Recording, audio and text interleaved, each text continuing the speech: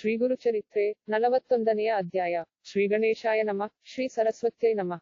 ಶ್ರೀ ಗುರುಭ್ಯೋ ನಮಃ. ನಾಮಧಾರಕನು ಸ್ವಾಮಿ ಸಿದ್ಧಪುರುಷ ಜಯವಾಗಲಿ ಜಯವಾಗಲಿ. ನೀವು ಮಹಾಪುರುಷರು. ಶ್ರೀಗುರುವಿನ ಚರಿತ್ರೆಯನ್ನು ನನಗೆ ತಿಳಿಸಿದ್ದೀರಿ. ಅದರಿಂದ ನಾನು ಧನ್ಯನಾದೆ. ನನ್ನ ಜ್ಞಾನವು ಪ್ರಕಾಶಗೊಂಡಿತು. ಆನಂದ ಬ್ರಹ್ಮಕಲ್ಪವಾದ ಗುರುಸ್ಮೃತಿಯನ್ನು ನೀವು ಪ್ರಕಾಶಗೊಳಿಸಿದಿರಿ. ಹಿಂದೆ ನಮ್ಮ ವಂಶಸ್ಥನು ಶ್ರೀಗುರುವನ್ನು ಹೇಗೆ ಪೂಜಿಸಿದರು. ನೀವು ಸಿದ್ಧರು, ಮಹಾಜ್ಞಾನಿ, ಶ್ರೀಗುರುವಿನ ಸನ್ನಿಧಿಯಲ್ಲೇ ಸದಾ ನಿವಸಿಸಿದ್ದೀರಿ. ನನ್ನ ಪೂರ್ವಿಕನು ಶ್ರೀಗುರುವಿಗೆ ಹೇಗೆ ಶಿಷ್ಯನಾದನು ಎಂಬುದನ್ನು ಹೇಳಿ ಎಂದು ಕೋರಿದನು. ಅದನ್ನು ಕೇಳಿದ ಸಿದ್ಧಮುನಿಯು ಹೇಳಲು ಆರಂಭ ಮಾಡಿ, ಅಯಾ ಶಿಷ್ಯ ನಾಮಧಾರಕ, ಕೇಳು. ನಿನ್ನ ಪೂರ್ವಜನು ಗೋದಾವರಿ ತೀರದಲ್ಲಿ ಶ್ರೀಗುರುವಿನ ಸನ್ನಿಧಿಯನ್ನು ಸೇರಿ ಪೂಜಿಸಿದನು. ಆ ಕಥೆಯನ್ನೇ ಈಗ ಹೇಳುತ್ತೇನೆ. ಸಾಯಂದೇವನೆಂಬ ಹೆಸರುಳ್ಳ ಒಬ್ಬನು ಶ್ರೀಗುರುವನ್ನು ಅರ್ಚಿಸಿದನು. ಅಯಾ ದ್ವಿಜ, ಶ್ರೀಗುರುವಿಗೆ ನಾವು ಶಿಷ್ಯರೆಲ್ಲರಲ್ಲೂ ಅವನ ಮೇಲೆ ಹೆಚ್ಚು ಪ್ರೀತಿ ಇತ್ತು. ನಂತರ ಶ್ರೀಗುರುವು ದಕ್ಷಿಣ ಭಾರತದಿಂದ ಗಂಧರ್ವನಗರವನ್ನು ಸೇರಿದರು. ಶ್ರೀ ಗುರುವಿನ ಕೀರ್ತಿ ಕೇಳಿ ಅವರ ದರ್ಶನಾರ್ಥಿಗಳಾಗಿ ಬಂದವರು ಪೂರ್ಣಕಾಮರಾಗುತ್ತಿದ್ದಾರೆ. ಹೀಗೆ ಎಲ್ಲ ಕಡೆಯಲ್ಲೂ ವ್ಯಾಪಿಸಿದ ಕೀರ್ತಿಯಿಂದ ಶ್ರೀನಿಸಿಂಹ ಸರಸ್ವತಿಯವರು ಭಕ್ತವತ್ಸಲರಾಗಿ ಗಂಧರ್ವನಗರದಲ್ಲಿ ಇದ್ದಾರೆನ್ನುವ ವಾರ್ತೆ ಹರಡಿತು. ನಿನ್ನ ಪೂರ್ವಜನಾದ ಸಾಯಂದೇವನೆಂಬುವನು ಶ್ರೀಗುರು ಕೀರ್ತಿ ಕೇಳಿ ಆನಂದಭರಿತನಾಗಿ ಭಕ್ತಿಯಿಂದ ಕೂಡಿ ಗಂಧರ್ವನಗರಕ್ಕೆ ಸಾಷ್ಟಾಂಗ ನಮಸ್ಕಾರ ಮಾಡುತ್ತಾ ಬಂದನು. ಸಾಕ್ಷಾತ್ತು ಪರಬ್ರಹ್ಮನೇ ಆದ ಶ್ರೀಗುರುವನ್ನು ಅವನು ಬಂದು ದರ್ಶಿಸಿದನು. ಆ ಸಾಯಂದೇವನು ಶ್ರೀಗುರುವಿನ ಪಾದಗಳಲ್ಲಿ ತಲೆಯಿಟ್ಟನು. ಶ್ರೀಗುರು ಪಾದಧೂಳಿಯನ್ನು ತನ್ನ ಕೂದಲಿನಿಂದ ಒರೆಸಿದನು. ಎರಡೂ ಕೈ ಜೋಡಿಸಿ ಏಕಾಗ್ರಮನಸ್ಸಿನಿಂದ ಅವನು ಶ್ರೀಗುರುವನ್ನು ಸ್ತುತಿಸಿದನು. ಹೇ ಸ್ವಾಮಿ, ಶ್ರೀಗುರುದೇವ, ನೀವೊಬ್ಬರೇ ತ್ರಿಮೂರ್ತಿ ಸ್ವರೂಪರು. ನನ್ನ ಜನ್ಮ ಧನ್ಯವಾಯಿತು. ನನ್ನ ಪಿತೃಗಳು ಕೃತಾರ್ಥರಾದರು. ನಿಮ್ಮ ಪಾದಗಳನ್ನು ಗ್ರಹಿಸಿದ್ದರಿಂದ ನಾನು ಕೋಟಿ ಜನ್ಮಗಳಲ್ಲಿ ಮಾಡಿದ ಪಾಪಗಳೆಲ್ಲವೂ ನಷ್ಟವಾದವು. ಹೇ ಪರಮಾತ್ಮ ಶ್ರೀ ನೃಸಿಂಹ ಸರಸ್ವತಿ, ಹೇ ಸ್ವಾಮಿ, ನೀವು ಭಕ್ತವತ್ಸಲರು. ನಿಮ್ಮ ಶ್ರೀಚರಣಗಳು ಎಲ್ಲಿರುತ್ತದೋ ಅಲ್ಲಿ ಕೋಟಿಗಟ್ಟಲೆ ತೀರ್ಥಗಳು ಇರುತ್ತವೆ. ಶ್ರುತಿಯು ಚರಣಂ ಪವಿತ್ರಂ ವಿತತಂ ಎನ್ನುವ ಮಂತ್ರವನ್ನು ಹೇಳಿದೆ. ನಿನ್ನ ಸ್ವರೂಪವು ಸಾಕ್ಷಾತ್ತು ತ್ರಿಮೂರ್ತಾತ್ಮಕವೇ. ನೀವೇ ಬ್ರಹ್ಮದೇವನು. ಸುಧಾಪೂರ್ಣ ಕಮಂಡಲವನ್ನು ಕೈಯಲ್ಲಿ ಹಿಡಿದಿದ್ದೀರಿ. ಅದರಲ್ಲಿನ ಅಮೃತಸ್ಪರ್ಶದಿಂದ ಮೃತನು ಜೀವಿಸಲ್ಪಡುತ್ತಿದ್ದಾನೆ. ಶ್ರೀ ಮಹಾವಿಷ್ಣುವು ನೀವೇ. ಶರಣು ಎಂದವರನ್ನು ರಕ್ಷಿಸುತ್ತೀರಿ. ಭಸ್ಮ ರುದ್ರಾಕ್ಷ ವ್ಯಾಘ್ರಚರ್ಮಗಳನ್ನು ಧರಿಸಿದ ಮೂರು ಕಣ್ಣುಗಳುಳ್ಳ ಶಿವನು ನೀವೇ. ಕ್ರೂರದೃಷ್ಟಿಯಿಂದ ನೀವು ಪಾಪಗಳನ್ನು ದಹಿಸುತ್ತೀರಿ. ಅಮೃತ ನೇತ್ರಗಳಿಂದ ಜೀವಿಸುವಂತೆ ಮಾಡುತ್ತೀರಿ. ಭಕ್ತಜನರಿಗೆ ನೀವು ಚತುರ್ವಿಧ ಪುರುಷಾರ್ಥಗಳನ್ನು ಅನುಗ್ರಹಿಸುತ್ತೀರಿ. ಹೇ ನೃಸಿಂಹ, ಶ್ರೀ ಜಗದ್ಗುರು, ನೀವು ಭವರೋಗಗಳನ್ನು ಹರಿಸುವ ರುದ್ರನು. ನೀವೇ ಪೀತಾಂಬರಧಾರಿಯಾದ ವಿಷ್ಣುವು. ಕ್ಷಮ ಶಾಂತಿ ಮುಂತಾದವು ನಿಮ್ಮ ಭೂಷಣಗಳು. ನಿಮ್ಮ ಪಾದಗಳಲ್ಲಿಯೇ ಸರ್ವ ತೀರ್ಥಗಳು ಇವೆ. ಒಣಗಿಹೋಗಿದ್ದ ಕಾಷ್ಟವನ್ನು ಚಿಗುರುವಂತೆ ಮಾಡಿದಿರಿ. ಗೊಡ್ಡೆಮ್ಮೆ ಹಾಲು ಕರೆಯುವಂತೆ ಮಾಡಿದಿರಿ. ಬಂಜೆಗೆ ಕನ್ಯೆ ಪುತ್ರರನ್ನು ಕೊಟ್ಟಿರಿ. ನಿಮ್ಮ ಹತ್ತಿರ ಅನ್ನಪೂರ್ಣೆ ಇದ್ದಾಳೆ. ಶ್ರೀಗುರು ವಿಷ್ಣು ಸ್ವರೂಪವನ್ನು ಜ್ಞಾಪಕಕ್ಕೆ ಬರುವಂತೆ ಮಾಡಲು ನೀವು ತ್ರಿವಿಕ್ರಮನೆನ್ನುವ ಮುನಿಗೆ ವಿಶ್ವರೂಪವನ್ನು ಪ್ರದರ್ಶಿಸಿದಿರಿ. ಅಂಜನ ಮುಖದಿಂದ ವೇದಗಳನ್ನು ಹೇಳಿಸಿದ ಮಹಿಮೆ ನಿಮ್ಮದು. ನೀವು ತ್ರಿಮೂರ್ತಿಯೇ. ಹೀಗೆ ಶ್ರೀಗುರುವನ್ನು ಸ್ತುತಿಸಿ ಸಾಯಂದೇವನು ಅತಿ ಭಕ್ತಿಯಿಂದ ನವರಸಪೂರ್ಣವಾದ ಸದ್ಗುರು ಸ್ತುತಿಯನ್ನು ರಚಿಸಿದನು. ಶ್ರೀಗುರು ಅದರಿಂದ ಸಂತುಷ್ಟನಾಗಿ ಅವನನ್ನು ಆಶೀರ್ವದಿಸಿ, ಆ ದಯಾನಿಧಿಯು ನೀನೇ ನನ್ನ ಪರಮಭಕ್ತನೆಂದು ಎಂದು ಅವನ ತಲೆಯ ಮೇಲೆ ಅಭಯಹಸ್ತವನ್ನು ಇಟ್ಟರು. ನಿನ್ನ ಸ್ತೋತ್ರದಿಂದ ಸಂತುಷ್ಟನಾಗಿದ್ದೇನೆ. ನಿನಗೆ ವರವನ್ನು ಕೊಡುತ್ತಿದ್ದೇನೆ. ನಿನ್ನ ವಂಶದವರು ನನ್ನನ್ನು ಪೂಜಿಸುತ್ತಾರೆ ಎಂದು ಶ್ರೀಗುರುವು ಅವನಿಗೆ ವರವನ್ನು ನೀಡಿದರು. ಮತ್ತೆ ಶ್ರೀಗುರುವು ಅವನ ತಲೆಯ ಮೇಲೆ ಹಸ್ತವನ್ನಿಟ್ಟು, ನೀನು ನನ್ನ ಪ್ರಿಯಭಕ್ತನು. ಸಂಗಮ ಸ್ನಾನ ಮಾಡಿ ಅಶ್ವತ್ಥವೃಕ್ಷವನ್ನು ಆದರದಿಂದ ಪೂಜಿಸಿಕೊಂಡು ಮಠದಲ್ಲಿ ಊಟ ಮಾಡಲು ತ್ವರೆಯಾಗಿ ಬಾ ಎಂದು ಸಾಯಂದೇವನಿಗೆ ಆಜ್ಞಾಪಿಸಿದರು. ಅವನು ಹಾಗೆಯೇ ಸ್ನಾನ ಮಾಡಿ ಬಂದು ಸದ್ಗುರುವನ್ನು ಷೋಡಶೋಪಚಾರಗಳಿಂದ ಭಕ್ತಿಪೂರ್ಣನಾಗಿ ಪೂಜಿಸಿ ಪಕ್ವಾನ್ನಗಳು ಷಡ್ರಸಗಳಿಂದ ಕೂಡಿದ ಭಿಕ್ಷೆಯನ್ನು ಶ್ರೀಗುರುವು ಭುಜಿಸುವಂತೆ ಮಾಡಿದನು. ನಂತರ ಶ್ರೀಗುರುವು ಸಾಯಂದೇವನನ್ನು ತಮ್ಮ ಸನ್ನಿಧಿಯಲ್ಲಿ ಊಟ ಮಾಡಿಸಿದರು. ಶಿಷ್ಯರೆಲ್ಲರ ಸಹಿತನಾಗಿ ಸಂತೋಷದಿಂದ ಕುಳಿತ ಶ್ರೀಗುರುವು ಸಾಯಂದೇವನನ್ನು ಕರೆದು, ಸಾಯಂದೇವ, ನೀನು ಯಾವ ದೇಶದವನು? ನೀನು ಏನು ಮಾಡುತ್ತಿದ್ದೀಯೆ? ನಿನ್ನ ಹೆಂಡತಿ ಮಕ್ಕಳು ಎಲ್ಲಿದ್ದಾರೆ? ನೀವೆಲ್ಲರೂ ಕ್ಷೇಮವೇ ಎಂದು ಪರಮಕೃಪೆಯಿಂದ ಕೇಳಿದರು. ಅದಕ್ಕೆ ಸಾಯಂದೇವನು, ಸ್ವಾಮಿ, ಸರ್ವ ಉತ್ತರ ಕಂಚಿ ನನ್ನ ನಿವಾಸವು. ಹೇ ದಯಾನಿಧಿ, ನನ್ನ ಮಕ್ಕಳು ಬಂಧುಗಳು ಎಲ್ಲರೂ ಅಲ್ಲೇ ಇದ್ದಾರೆ. ಎಲ್ಲರೂ ಕ್ಷೇಮವೇ. ಹೇ ಭಗವನ್, ಇಲ್ಲಿಯೇ ಇರುತ್ತಾ ಭಕ್ತಿಯಿಂದ ನಿಮ್ಮ ಚರಣ ಸೇವೆ ಮಾಡಿಕೊಂಡಿರಬೇಕೆಂದು ನನ್ನ ಅಭಿಲಾಷೆಯು. ಹೇ ದೇವ, ನಿಮ್ಮ ದಾಸ್ಯವನ್ನು ಮಾಡುವ ಅದೃಷ್ಟವನ್ನು ನನಗೆ ಕೊಡು ಎಂದು ಹೇಳಿದನು. ಅದಕ್ಕೆ ಶ್ರೀಗುರುವು ನಸುನಗುತ್ತಾ ಹೇಳಿದರು, ಅಯಾ ನನ್ನ ಸೇವೆಯು ಕಠಿಣವು. ನನ್ನ ನಿವಾಸ ಒಂದು ಕಡೆ ಇರುವುದಿಲ್ಲ. ಅದರಿಂದ ನೀನು ನನ್ನ ಜೊತೆಯಲ್ಲಿ ಇದ್ದುಕೊಂಡು ಕಷ್ಟಗಳನ್ನು ಸಹಿಸಲಾರೆ. ಶ್ರೀಗುರುವು ಹೇಳಿದ ಮಾತನ್ನು ಕೇಳಿ ಸಾಯಂದೇವನು ನಮಸ್ಕರಿಸಿ, ಸ್ವಾಮಿ, ನನ್ನನ್ನು ಅಂಗೀಕರಿಸಿ. ನಾನು ಶರಣು ಬೇಡುತ್ತಿದ್ದೇನೆ. ಗುರುಸೇವೆಯನ್ನು ಮಾಡಿದ ಮಾನವನು ಭವಸಾಗರವನ್ನು ದಾಟಬಲ್ಲನು. ಶ್ರೀಗುರುದೇವರು ಅವನಿಗೆ ಚತುರ್ವಿಧ ಪುರುಷಾರ್ಥಗಳನ್ನು ಕೊಡುತ್ತಾರೆ. ಅವನಿಗೆ ಯಮನ ಭಯವಿರುವುದಿಲ್ಲ. ಶ್ರೀಗುರುಭಕ್ತಿಯೇ ಅವನಿಗೆ ಶ್ರೇಷ್ಠವು ಎಂದು ಅತ್ಯಂತ ಭಕ್ತಿಯಿಂದ ಭಿನ್ನವಿಸಿಕೊಂಡನು. ಆಗ ಶ್ರೀಗುರುವು, ನಿನ್ನ ಮನಸ್ಸಿನಲ್ಲಿ ಎಂತಹ ಭಕ್ತಿ ಇದೆಯೋ ಅದರಂತೆ ಮಾಡು ಎಂದು, ನನ್ನಲ್ಲಿ ಸುದೃಢವಾದ ಭಕ್ತಿ ಇದ್ದರೆ ಮಾತ್ರ ನನ್ನ ದಾಸ್ಯವನ್ನು ಅಂಗೀಕರಿಸು ಎಂದು ಶ್ರೀಗುರುವು ಎಚ್ಚರಿಸಿದರು. ಸಾಯಂದೇವನು ಹಾಗೇ ಆಗಲಿ ಎಂದು ಮನಸ್ಥೈರ್ಯವನ್ನು ಹೊಂದಿ ಸದಾ ಶ್ರೀಗುರುವನ್ನು ಭಜಿಸುತ್ತಾ ಅವರ ಸೇವೆ ಮಾಡುತ್ತಿದ್ದನು. ಹೀಗೆ 3 ತಿಂಗಳುಗಳು ಕಳೆದವು. ಒಂದು ದಿನ ಶಿಷ್ಯರೆಲ್ಲರನ್ನೂ ಬಿಟ್ಟು ಶ್ರೀಗುರುವು ಸಾಯಂದೇವನೊಬ್ಬನನ್ನು ಮಾತ್ರ ಕರೆದುಕೊಂಡು ಸಂಗಮಕ್ಕೆ ಹೋಗಿ, ಅಲ್ಲಿ ಅಶ್ವತ್ಥಮೂಲದಲ್ಲಿ ಕುಳಿತು ಅವನೊಡನೆ ಮಾತನಾಡಲಾರಂಭಿಸಿದರು. ಶ್ರೀಗುರುವು ತನ್ನ ಶಿಷ್ಯನ ಮನೋಸ್ಥೈರ್ಯವನ್ನು ಪರೀಕ್ಷಿಸಬೇಕೆಂದು ಯೋಚಿಸಿ, ಒಂದು ಉಪಾಯವನ್ನು ಮಾಡಿದರು. ಅಕಸ್ಮಾತ್ತಾಗಿ ಗಾಳಿಯು ತೀವ್ರವಾಗಿ ಬೀಸಲಾರಂಭಿಸಿತು. ಮರಗಳು ಮುರಿದು ಬಿದ್ದವು. ಮಳೆ ಧಾರಾಕಾರವಾಗಿ ಸುರಿಯಿತು. ಸಾಯಂದೇವನು ಮಳೆಗಾಳಿಗಳನ್ನು ಸಹಿಸಿಕೊಂಡು, ತನ್ನ ವಸ್ತ್ರವನ್ನು ಶ್ರೀಗುರುವಿಗೆ ಹೊದಿಸಿದನು. ಹಾಗೆ 2 ಜಾಮಗಳವರೆಗೂ ಕುಂಭವೃಷ್ಟಿ ಆಯಿತು. ಆಮೇಲೆ ಬಹಳ ಜೋರಾದ ಬೀಸುಗಾಳಿಯು ಮೊದಲಾಗಿ ಬಹಳ ಚಳಿ ಹುಟ್ಟಿತು. ಶ್ರೀಗುರುವು, ಅಯ್ಯ ಸಾಯಂದೇವ, ಚಳಿ ಬಹಳವಾಗಿದೆ. ಊರೊಳಕ್ಕೆ ಹೋಗಿ ಮಠದಿಂದ ಕಾಯಿಸಿಕೊಳ್ಳುವುದಕ್ಕೆ ಅಗ್ನಿಯನ್ನು ತೆಗೆದುಕೊಂಡು ಬಾ ಎಂದು ಹೇಳಿದರು. ತಕ್ಷಣವೇ ಅವನು ಗುರುವಾಕ್ಯವನ್ನು ಶಿರಸಾವಹಿಸಿ ಅಗ್ನಿ ತರಲು ಹೊರಟನು. ನಗುತ್ತಾ, ಶ್ರೀಗುರುವು, 2 ಕಡೆಗಳನ್ನು ನೋಡದೆ ತ್ವರೆಯಾಗಿ ಹೋಗಿ ಬಾ ಎಂದು ಹೇಳಿದರು. ಹಾಗೆ ಆಗಲಿ ಎಂದು ನುಡಿದು ಸಾಯಂದೇವನು ಗುರುವಾಜ್ಞೆಯಂತೆ ಹೊರಟನು. ಕತ್ತಲಲ್ಲಿ ದಾರಿ ಕಾಣುತ್ತಿರಲಿಲ್ಲ. ಹೇಗೋ ಮಾರ್ಗವನ್ನು ಹುಡುಕುತ್ತಾ, ಶ್ರೀಗುರುವನ್ನೇ ಧ್ಯಾನಿಸುತ್ತಾ ಮುಂದುವರಿಯುತ್ತಿದ್ದನು. ಆ ರೀತಿಯಲ್ಲಿ ಮೆಲ್ಲಮೆಲ್ಲಗೆ ನಡೆದು ಗಂಧರ್ವನಗರದ ಬಾಗಿಲಿಗೆ ಬಂದು ಅಲ್ಲಿ ದ್ವಾರಪಾಲಕರಿಗೆ ತಾನು ಬಂದ ವಿಷಯವನ್ನು ತಿಳಿಸಿದನು. ಅವರು ಒಂದು ಭಾಂಡದಲ್ಲಿ ಅಗ್ನಿಯನ್ನು ಹಾಕಿ ಅವನಿಗೆ ಕೊಟ್ಟರು. ಅದನ್ನು ತೆಗೆದುಕೊಂಡು ಅವನು ಹಿಂದಿನಂತೆಯೇ ಮಿಂಚಿನ ಬೆಳಕಿನಲ್ಲಿ ದಾರಿಯನ್ನು ಹುಡುಕುತ್ತಾ ಶ್ರೀಗುರುವನ್ನು ಧ್ಯಾನಿಸುತ್ತಾ ಆ ಕಡೆ ಈ ಕಡೆ ನೋಡದೆ ಹಿಂತಿರುಗಿ ಹೊರಟನು. ಬರುತ್ತಾ ದಾರಿಯಲ್ಲಿ ಶ್ರೀಗುರುವು ನನ್ನನ್ನು 2 ಪಕ್ಕಗಳನ್ನು ನೋಡದೆ ಹೋಗಿ ಬಾ ಎಂದು ಹೇಳಲು ಕಾರಣವೇನು ಎಂದು ಯೋಚಿಸುತ್ತಾ ಬಲಗಡೆ ನೋಡಿದನು. ಅಲ್ಲಿ ಮಹಾಸರ್ಪವೊಂದು ಕಾಣಿಸಿತು. ಅವನು ಭಯದಿಂದ ಎಡಗಡೆ ನೋಡಲು ಅಲ್ಲಿಯೂ ಅವನಿಗೆ ಮತ್ತೊಂದು ಮಹಾಸರ್ಪ ಕಾಣಿಸಿತು. 2 ಹಾವುಗಳು ಸಾಯಂದೇವನನ್ನು ಅನುಸರಿಸುತ್ತಾ ಅವನ ಹಿಂದೆಯೇ ಬರುತ್ತಿದ್ದವು. ಬಹಳ ಭೀತನಾಗಿ ಅವನು ಓಡಿ ಬರುತ್ತಿದ್ದಾಗ ದಾರಿ ತಪ್ಪಿ ಕಾಡಿನೊಳಕ್ಕೆ ಹೋದನು. ಆ ಹಾವುಗಳು ಅಲ್ಲಿಯೂ ಅವನನ್ನು ಹಿಂಬಾಲಿಸಿ ಬರುತ್ತಿದ್ದವು. ಹೇಗೋ ಮಾಡಿ ಶ್ರೀಗುರುವನ್ನು ಧ್ಯಾನಿಸುತ್ತಾ ಕೊನೆಗೆ ಅವನು ಸಂಗಮವನ್ನು ಸಮೀಪಿಸಿದನು. ಅಲ್ಲಿ ಸಾವಿರಾರು ದೀಪಗಳು ಕಾಣಿಸಿತು.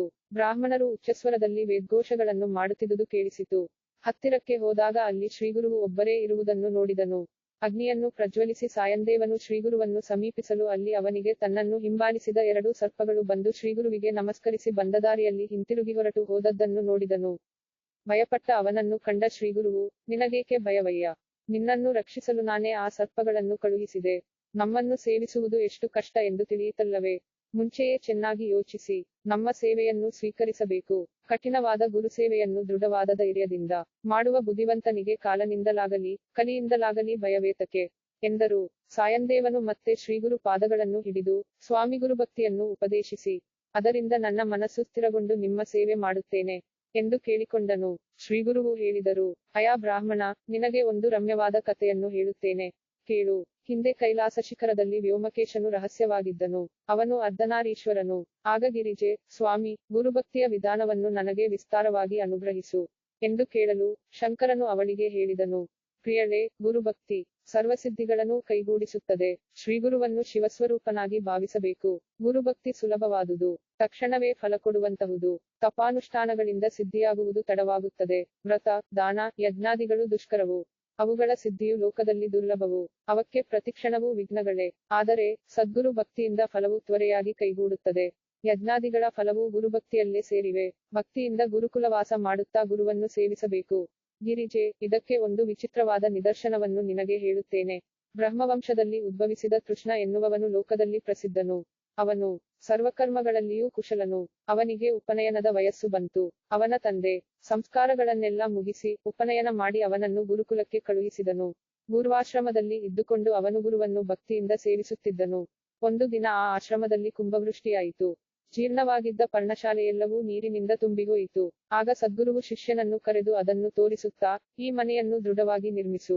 ಪ್ರತಿ ವರ್ಷವೂ ಇದು ಜೀರ್ಣವಾಗುತ್ತಲೇ ಇದೆ. ಈ ಮನೆಯು ನಿತ್ಯನೂತನವಾಗಿರುವಂತೆ ನಿರ್ಮಿಸು. ನೀನು ನಿರ್ಮಿಸುವ ಮನೆಯು ಮನೋಹರವಾಗಿ ಸರ್ವೋಪಕರಣಗಳಿಂದ ಕೂಡಿರಬೇಕು ಎಂದು ಗುರುವು ಆದೇಶಿಸಿದನು. ಗುರುಪತ್ನಿ, ಶಿಷ್ಯ, ನನಗೊಂದು ಕಂಚುಕವನ್ನು ತೆಗೆದುಕೊಂಡು ಬಾ. ಅದಕ್ಕೆ ಬಣ್ಣ ಹಾಕಿರಬಾರದು, ಹೊಲೆದಿರಬಾರದು, ಚಿತ್ರವಿಚಿತ್ರವಾಗಿ ಮನೋಹರವಾಗಿರಬೇಕು, ಶರೀರದ ಅಳತೆಗೆ ಸರಿಯಾಗಿರಬೇಕು ಎಂದು ಕೇಳಿದಳು. ನಂತರ ಗುರುಪುತ್ರನು ಕೂಡ, ಅಯ್ಯ, ನನಗೆ ಪಾದುಕೆಗಳನ್ನು ತಂದುಕೊಡು. ಅವು ನೀರಿನಲ್ಲಿ ಮುಳುಗಿಹೋಗಬಾರದು. ನನ್ನ ಪಾದಗಳಿಗೆ ಹೆಚ್ಚು ಕಡಿಮೆಯಿಲ್ಲದೆ ಸರಿಹೋಗುವಂತಿರಬೇಕು. ಅದಕ್ಕೆ ಮಣ್ಣು ಅಂಟಿಕೊಳ್ಳಬಾರದು. ನಾನು ಹೋಗಬೇಕೆಂದಿರುವ ಸ್ಥಳಕ್ಕೆ ನನ್ನನ್ನು ತ್ವರೆಯಾಗಿ, ಸುಖವಾಗಿ ಸೇರಿಸುವಂತಿರಬೇಕು ಎಂದು ಹೇಳಿದನು. ಅಷ್ಟರಲ್ಲಿ ಗುರುಪುತ್ರಿಯು ಅಲ್ಲಿಗೆ ಬಂದು ತಮ್ಮನಿಗೆ, ನನಗೋಸ್ಕರ ಚೆನ್ನಾಗಿರುವ 2 ಕರ್ಣಕುಂಡಲಗಳನ್ನು ತಂದುಕೊಡು. ನಾನು ಆಡಿಕೊಳ್ಳಲು ಅಂದವಾದ ಒಂದು ಮನೆಯನ್ನೂ ಕಟ್ಟಿಕೊಡು. ಆ ಮನೆಗೆ ಆನೆಯ ದಂತಗಳಿಂದ ಮಾಡಿದ ಒಂದೇ ಒಂದು ಸ್ತಂಭವಿರಬೇಕು. ಅದು ಎಂದಿಗೂ ಮುರಿಯಬಾರದು, ಶಿಥಿಲವಾಗಬಾರದು. ಅಲ್ಲಿ ಆಟವಾಡಲು ಅನುಕೂಲವಾಗುವಂತೆ ಆಟಗಳಿಗೆ ಸರಿಹೋಗುವ ಪೀಠಗಳು ಮುಂತಾದ ಪರಿಕರಗಳು ಇರುವ ನಿತ್ಯನೂತನ ಗೃಹವನ್ನು ಕಟ್ಟು. ಮಣಿಗಳಿಂದ ಮಾಡಿದ, ಅಡಿಗೆಗೆ ಉಪಯೋಗವಾಗುವಂತಹ ಪಾತ್ರೆಗಳು ಮುಂತಾದುವು ಕೂಡ ಅದರಲ್ಲಿರಬೇಕು. ಪಾತ್ರೆಗಳಲ್ಲಿ ಮಾಡಿದ ಅಡಿಗೆ ಒಂದು ಜಾಮ ಕಳೆದರೂ ತಣ್ಣಗಾಗಬಾರದು. ಅಡಿಗೆ ಮಾಡುವಾಗ ಪಾತ್ರೆಗಳ ಮೇಲೆ ಮಸಿ ಅಂಟದಂತಿರುವ ಪಾತ್ರೆಗಳನ್ನೇ ತರಬೇಕು ಎಂದಳು. ಹಾಗೆ ನಾಲ್ವರೂ ಕೊಟ್ಟ ಆದೇಶದಂತೆ ಆ ಶಿಷ್ಯ ಅವರ ಕೋರಿಕೆಗಳನ್ನು ಅಂಗೀಕರಿಸಿ ಹೊರಟನು. ಅಡವಿಯಲ್ಲಿ ಹೋಗುತ್ತಾ, ನಾನು ಬಾಲಕ ಬ್ರಹ್ಮಚಾರಿ, ಈ ಕರ್ತವ್ಯವನ್ನು ನಿರ್ವಹಿಸುವ ಶಕ್ತಿ ನನಗೆಲ್ಲಿದೆ? ಊಟದೆಲೆಗಳನ್ನು ಕೂಡಿಸುವುದನ್ನು ಕೂಡ ನಾನು ಅರಿಯೆ. ದೃಢವಾದ ಮನೆಯನ್ನು ಹೇಗೆ ನಿರ್ಮಿಸಬಲ್ಲೆ ಎಂದು ಯೋಚಿಸುತ್ತಾ ಗುರುವನ್ನು ಸ್ಮರಿಸಿದನು. ಹೇಳಿದ್ದನ್ನು ಮಾಡದಿದ್ದರೆ ಗುರುವು ಕೋಪಿಸಿಕೊಳ್ಳುತ್ತಾನೆ. ಆದ್ದರಿಂದ ನಾನು ಯಾರನ್ನು ಶರಣು ಹೋಗಲಿ? ಶರಣಾಗಲು ಬೇರೆ ಯಾರೂ ಕಾಣುತ್ತಿಲ್ಲ. ಸದ್ಗುರುವು ದಯಾಸಮುದ್ರನು. ಅವನಲ್ಲದೆ ಇನ್ನು ಯಾರು ನನಗೆ ಸಹಾಯ ಮಾಡುತ್ತಾರೆ? ಆ ಗುರುವಾಕ್ಯಗಳನ್ನು ಮಾಡದೆ ಹೇಗಿರಲಿ? ಗುರುವಾಕ್ಯಗಳೇ ಕಾಮಧೇನುವು. ಪ್ರಾಣ ಕೊಟ್ಟಾದರೂ ಗುರುವಾಕ್ಯಗಳನ್ನು ಸತ್ಯ ಮಾಡಲು ಪ್ರಯತ್ನಿಸುತ್ತೇನೆ. ಅವರು ಹೇಳಿದ ಕೆಲಸ ಮಾಡಲು ನನಗೆ ಶಕ್ತಿ ಇಲ್ಲ. ಆದರೂ ಅದನ್ನು ಮಾಡುತ್ತೇನೆಂದು ಒಪ್ಪಿಕೊಂಡೆ ಎಂದೆಲ್ಲ ಚಿಂತೆ ಮಾಡುತ್ತಾ ಆ ಕಾಡಿನಲ್ಲಿ ಹೋಗುತ್ತಾ ಬಳಲಿದವನಾಗಿ ದುಃಖಗೊಂಡು ಕ್ಷಣಕಾಲ ಒಂದು ಕಡೆ ನಿಂತನು. ಅಲ್ಲಿಂದ ಮುಂದಕ್ಕೆ ಹೋಗುತ್ತಾ ಅಲ್ಲೊಬ್ಬ ಅವಧೂತನನ್ನು ಕಂಡನು. ಚಿಂತಾವಿಷ್ಟನಾಗಿ ಹೋಗುತ್ತಿದ್ದ ಆ ಬ್ರಹ್ಮಚಾರಿಯನ್ನು ಕಂಡ ಆ ಅವಧೂತ ಅವನನ್ನು ಕೇಳಿದನು. ಅಯಾ ಬ್ರಹ್ಮಚಾರಿ, ನೀನು ಎಲ್ಲಿಂದ ಏತಕ್ಕೆಂದು ಬಂದಿದ್ದೀಯೆ ನನಗೆ ಹೇಳು. ಅದಕ್ಕೆ ಆ ಬ್ರಹ್ಮಚಾರಿ ಆ ಸನ್ಯಾಸಿಗೆ ನಮಸ್ಕರಿಸಿ, ಸ್ವಾಮಿ, ನಾನು ಚಿಂತಾಸಮುದ್ರದಲ್ಲಿ ಮುಳುಗಿಹೋಗಿದ್ದೇನೆ. ನನ್ನನ್ನು ದಡ ಸೇರಿಸು. ನೀನು ನಿಧಿಯಂತೆ ನನ್ನನ್ನು ಉದ್ಧರಿಸಲು ಹಸು ತನ್ನ ಕರುವನ್ನು ಸೇರಿದಂತೆ ಲಭಿಸಿದ್ದೀಯೆ. ನೀನು ವಾತ್ಸಲ್ಯದಿಂದ ಬಂದಿದ್ದು ದುಃಖದಲ್ಲಿದ್ದ ನನಗೆ ಸುಖವನ್ನು ತಂದಿದೆ. ಚಕೋರವು ಚಂದ್ರನ ಬೆಳದಿಂಗಳನ್ನು ನೋಡಿದ ಕೂಡಲೇ ಆನಂದ ಪಡುವುದು ಅಲ್ಲವೇ? ಹಾಗೆ ನಿನ್ನ ದೃಷ್ಟಿ ನನ್ನ ಮೇಲೆ ಬಿದ್ದ ತಕ್ಷಣವೇ ನನಗೆ ಸಂತೋಷವುಂಟಾಯಿತು. ನನ್ನ ಪೂರ್ವ ಪುಣ್ಯ ಇಂದು ಫಲಿತವಾಯಿತು. ಮನುಷ್ಯರೇ ಇಲ್ಲದ ಈ ಕಾಡಿನಲ್ಲಿ ದುಃಖಿತನಾಗಿದ್ದ ನನ್ನನ್ನು ಸಾಂತ್ವನಗೊಳಿಸಲು ಬಂದಿದ್ದೀಯೆ. ನೀನೇ ನನ್ನ ಗುರುವು. ಈಶ್ವರನಾದ ನಿನ್ನನ್ನು ನೋಡಿ ನನ್ನ ಮನಸ್ಸು ಸ್ಥಿರವಾಯಿತು. ನಿನ್ನ ದಾಸನು ನಾನು ಎಂದು ಹೇಳುತ್ತಾ ಅವನು ಆ ಅವಧೂತನ ಪಾದಗಳನ್ನು ಹಿಡಿದನು. ಆ ಹುಡುಗನನ್ನು ಆದರದಿಂದ ಮೇಲಕ್ಕೆತ್ತಿ ಅಪ್ಪಿಕೊಂಡು ಸಮಾಧಾನ ಮಾಡುತ್ತಾ ಆ ಅವಧೂತ ಅವನೊಡನೆ ಕೂತನು. ಮತ್ತೆ ಆ ಹುಡುಗನನ್ನು ಪ್ರಶ್ನೆ ಮಾಡಲು ಆ ಬಾಲಬ್ರಹ್ಮಚಾರಿ ತನ್ನ ಗುರುವು ಮುಂತಾದವರೆಲ್ಲರೂ ಕೇಳಿದ ಕೋರಿಕೆಗಳ ವಿಷಯವನ್ನೆಲ್ಲ ಆರಂಭದಿಂದ ಹೇಳಿ, ನಾನು ಈ ಕಷ್ಟ ಸಾಧ್ಯವಾದ ಕಾರ್ಯವನ್ನು ಮಾಡಲು ಒಪ್ಪಿಕೊಂಡು ಚಿಂತಾಸಮುದ್ರದಲ್ಲಿ ಮುಳುಗಿಹೋದೆ. ಹೇ ಸ್ವಾಮಿ, ನನ್ನನ್ನುದ್ಧರಿಸು ಎಂದು ಕೇಳಿಕೊಳ್ಳಲು ಆ ಅವಧೂತ ಆ ಬಾಲಕನಿಗೆ ಅಭಯವನ್ನು ಕೊಟ್ಟು, ಅಯಾ ವಟುವೆ, ನಿನಗೊಂದು ಹಿತವನ್ನು ಹೇಳುತ್ತೇನೆ. ಅದರಿಂದ ನಿನಗೆ ಎಲ್ಲವೂ ಸಿದ್ಧಿಸುತ್ತದೆ. ಕಾಶೀಪುರವು ಸಕಲ ಅಭೀಷ್ಟಗಳನ್ನು ಸಾಧಿಸಿಕೊಳ್ಳುವ ಮಹಾಸಾಧನವು. ಅಲ್ಲಿನ ವಿಶ್ವೇಶ್ವರನನ್ನು ವಿಧಿವಿಧಾನಗಳಿಂದ ಆರಾಧಿಸು. ಆಕಾಶಿ ಪ್ರದೇಶವು 500 ಕೋಟಿ ಯೋಜನಗಳ ವಿಸ್ತಾರದಿಂದ ಖ್ಯಾತಿ ಪಡೆದಿದೆ.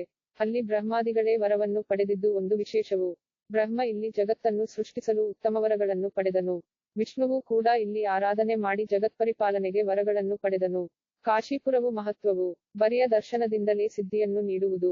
ಅಲ್ಲಿ ನಿನ್ನ ಕೋರಿಕೆಗಳು ಸಿದ್ಧಿಸುವುವು. ಆದ್ದರಿಂದ ತಕ್ಷಣವೇ ಸಂಶಯ ಪಡದೆ ಕಾಶಿ ಪಟ್ಟಣಕ್ಕೆ ಹೋಗು. ನೀನು ವಿಶ್ವಕರ್ಮನೇ ಆಗಬಲ್ಲೆ. ಆಕಾಶಿಯಲ್ಲೇ ಧರ್ಮಾರ್ಥ ಕಾಮಮೋಕ್ಷಗಳು ಸಿದ್ಧಿಸುವುವು. ಆ ಕಾಶಿಯಲ್ಲಿ ನೆಲೆಗೊಂಡಿರುವ ಕೃಪಾನಿಲಯನೇ ಆದ ದೇವನು ಸ್ವಲ್ಪ ಹಾಲು ಕೋರಿದ ಉಪಮನ್ಯುವಿಗೆ ಕ್ಷೀರಸಮುದ್ರವನ್ನೇ ಕೊಟ್ಟನು. ಆಕಾಶಿಯ ಆನಂದಕಾನನದಲ್ಲಿ ಸಮಸ್ತ ಕಾಮನೆಗಳು ಸಿದ್ಧಿಸುವುವು. ಕಾಶಿ ಸಮಸ್ತ ಧರ್ಮಗಳಿಗೂ ರಾಶಿ. ಸರ್ವಲೋಕಗಳಿಗೂ ಇದೇ ಮೋಕ್ಷಸ್ಥಾನವು. ಕಾಶಿಯನ್ನು ನೋಡಿದರೇನೆ ಸರ್ವದೋಷಗಳು ನಾಶವಾಗುವುವು. ಅಲ್ಲೇ ನೆಲೆಸಿರುವವರ ವಿಷಯವನ್ನು ಇನ್ನು ಹೇಳಲೇಕೆ? ತೀರ್ಥಸ್ವರೂಪಿಯಾದ ಕಾಶಿಯನ್ನು ಹೆಜ್ಜೆ ಹೆಜ್ಜೆಯಲ್ಲೂ ನೋಡುತ್ತಾ ಪರ್ಯಟಿಸುವವರಿಗೆ ಅಶ್ವಮೇಧ ಮಾಡಿದ ಪುಣ್ಯಫಲವು ಲಭಿಸುವುದು ಎಂದು ಅವಧೂತನು ಉಪದೇಶಿಸಿದನು. ಅವನ ಉಪದೇಶವನ್ನು ಕೇಳಿದ ಆ ಬಾಲಬ್ರಹ್ಮಚಾರಿ ಅವಧೂತನಿಗೆ ಸಾಷ್ಟಾಂಗ ನಮಸ್ಕಾರ ಮಾಡಿ, ಸ್ವಾಮಿ, ಕಾಶೀಪುರವು ಎಲ್ಲಿದೆ? ನಾನು ಈಗ ಮಹಾರಣ್ಯದಲ್ಲಿದ್ದೇನೆ. ಆನಂದಕಾನನವು ಪಾತಾಳದಲ್ಲಿದೆಯೇ? ಮಹೀತಲದಲ್ಲಿದೆಯೇ? ಸ್ವರ್ಗದಲ್ಲಿದೆಯೇ? ನನಗೇನೂ ತಿಳಿಯದು. ಕಾಶಿ ಎಲ್ಲಿದೆ ಎಂಬುದನ್ನು ನನಗೆ ಹೇಳು. ನನ್ನನ್ನು ಕಾಪಾಡು. ನೀನಲ್ಲದೆ ನನ್ನನ್ನು ಇನ್ನು ಯಾರು ಕಾಶಿಗೆ ಸೇರಿಸಬಲ್ಲರು? ಸ್ವಾಮಿ, ನಿನಗೆ ಅಲ್ಲಿ ಕೆಲಸವಿದ್ದರೆ ಬಾಲಕನಾದ ನನ್ನನ್ನು ಅಲ್ಲಿಗೆ ಕರೆದುಕೊಂಡು ಹೋಗು. ನೀನು ನೀಡಿದ ಜ್ಞಾನವನ್ನು ಅನುಸರಿಸಿ ಹಾಗೆಯೇ ಮಾಡುತ್ತೇನೆ ಎನ್ನುತ್ತಾ ಬಾಲಕನು ಮತ್ತೆ ಅವಧೂತನ ಪಾದಗಳನ್ನು ಹಿಡಿದುಕೊಂಡನು. ಹಾಗೆ ಪ್ರಾರ್ಥಿಸುತ್ತಿದ್ದ ಆ ಬಾಲಕನಿಗೆ ಆ ಅನಾಥನಾಥನು ಸಂತೋಷದಿಂದ, ಅಯಾ ಬಾಲಕ, ನಿನ್ನನ್ನು ಅಲ್ಲಿಗೆ ಯೋಗಮಾರ್ಗದಿಂದ ಕರೆದುಕೊಂಡು ಹೋಗುತ್ತೇನೆ. ನನಗೂ ತೀರ್ಥಯಾತ್ರೆ ಮಾಡಿದ ಲಾಭವಾಗುವುದು. ಕಾಶಿವಾಸವಿಲ್ಲದ ಮಾನವನ ಜನ್ಮವು ವ್ಯರ್ಥವೇ ಅಲ್ಲವೇ? ನಿನ್ನೊಡನೆ ಮಾತನಾಡಿದ್ದರಿಂದ ನನಗೆ ಕಾಶಿ ದರ್ಶನ ಲಭ್ಯವಾಯಿತು. ನನ್ನೊಡನೆ ಬಾ ಎಂದು ಹೇಳಿ ಆ ಬಾಲಕನನ್ನು ಜೊತೆಯಲ್ಲಿಟ್ಟುಕೊಂಡು ಆ ಅವಧೂತ ಮನೋವೇಗದಲ್ಲಿ ಕ್ಷಣದಲ್ಲಿ ವಿಶ್ವೇಶ್ವರನನ್ನು ಸೇರಿದನು. ಅಲ್ಲಿ ಆ ಅವಧೂತನು ಬಾಲಕನಿಗೆ, ಇನ್ನು ಕಾಶಿ ಯಾತ್ರೆ ಮಾಡು ಎಂದು ಹೇಳಿದನು. ಸ್ವಾಮಿ, ನನಗೇನು ತಿಳಿಯದು. ನೀನು ಭಗವಂತನು. ಆದ್ದರಿಂದ ಕಾಶಿಯಾತ್ರಾ ವಿಧಿಯನ್ನು ವಿಶದವಾಗಿ ತಿಳಿಸು ಎಂದು ಆ ಬಾಲಕನು ಪ್ರಾರ್ಥಿಸಲು, ಆ ತಾಪಸಿ ಕ್ರಮವಾಗಿ ಕಾಶಿಯಾತ್ರಾ ಪದ್ಧತಿಯನ್ನು ಹೇಳಿದನು. ಸರಸ್ವತಿ, ಹೀಗೆ ಶ್ರೀಗುರುಚರಿತ್ರೆ ಹರ್ಷದಾಯಕವು. ಇದರಿಂದ 4 ಪುರುಷಾರ್ಥಗಳು ಸುಲಭ ಸಾಧ್ಯವಾಗುವುದು ಎಂದು ಬೋಧಿಸಿದನು. ಸಕಲ ಕ್ರಿಯೆಗಳನ್ನು ಕೈಗೂಡಿಸುವಂತಹ ಇದನ್ನು ಕೇಳುವವನು ಕೃತಾರ್ಥನಾಗಿ ಇಹಲೋಕದಲ್ಲಿ ಭಯರಹಿತನಾಗುತ್ತಾನೆ. ಇಲ್ಲಿಗೆ 41ನೆಯ ಅಧ್ಯಾಯ ಮುಗಿಯಿತು.